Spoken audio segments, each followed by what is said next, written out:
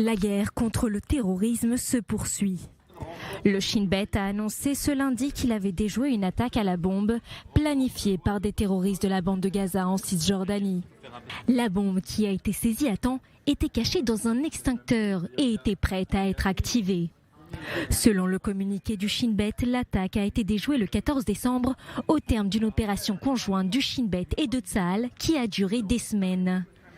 Cette opération a permis de démanteler une cellule terroriste en Cisjordanie dirigée par Ahmad Fatih Omar Hajjaj, un habitant de Jabalia connu pour être un expert dans la production d'explosifs. Les suspects arrêtés faisaient partie des comités de résistance de Cisjordanie et des brigades des martyrs d'Al-Aqsa qui agissaient sous l'influence de terroristes de Gaza. L'opération a également permis de révéler l'identité de suspects supplémentaires qui planifiaient des attaques en Cisjordanie.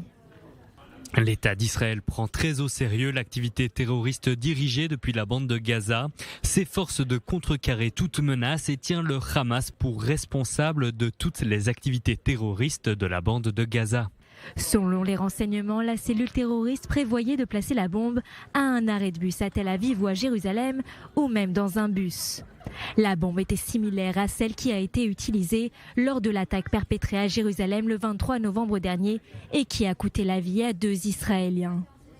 Le Premier ministre sortant Yair Lapid a félicité le Shin Bet pour cette opération. Je félicite le Shin Bet, l'armée israélienne et la police pour les activités de renseignement et opérationnelles qui ont conduit à l'arrestation de terroristes.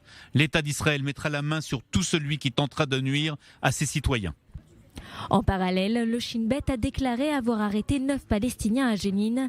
2 étaient des prisonniers libérés du Fatah. La police a également annoncé ce matin avoir saisi à Hebron une arme de type M16 et une autre de type Airsoft.